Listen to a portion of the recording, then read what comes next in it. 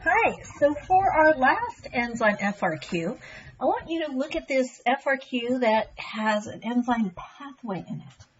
So always look at the figure, don't just skip to the question. So you've got sucrose can go to glucose and glucose can go back to sucrose, and it's catalyzed by the enzyme called sucrose synthase.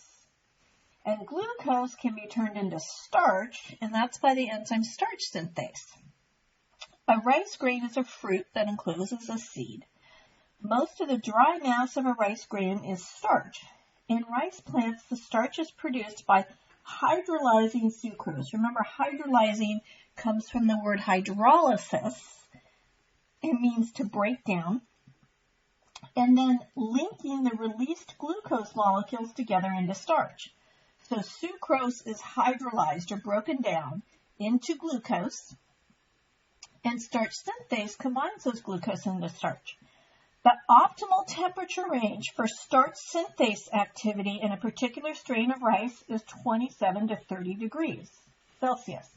The optimal temperature range for sucrose synthase in the strain is 30 to 35 degrees Celsius. So notice in this question, you have two different enzymes with two different optimum temperatures. So the optimum temperature for sucrose synthase is 30 to 35 degrees C, but the optimum temperature for starch synthase is slightly lower at 27 to 30 degrees Celsius. Describe how temperatures above 35 most likely affect the structure and function of starch synthase in this particular strain. Using the information provided, predict the most likely consequence to starch content in mature rice grains if the rice is grown in the area where the average temperature during the growing season is 33 degrees Celsius. Okay, so first part of the question, they're asking you to describe how temperatures above 35 degrees Celsius would affect the structure and function of starch synthase.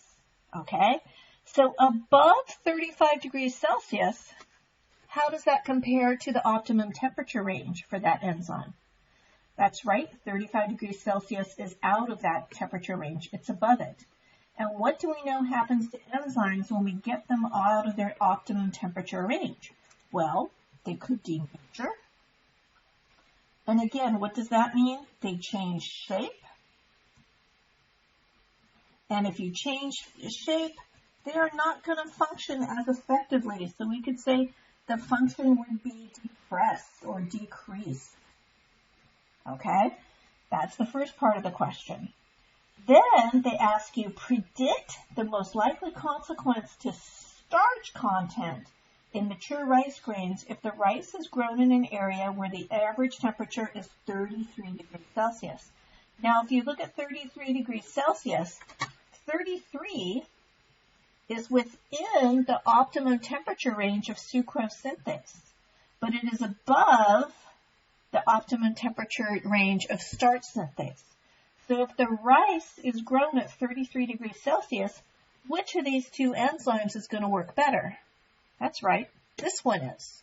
So sucrose synthase is going to work more efficiently at 33 degrees Celsius because 33 is within its optimum temperature range, which means this chemical reaction going this way, going from glucose to sucrose, is going to be favored.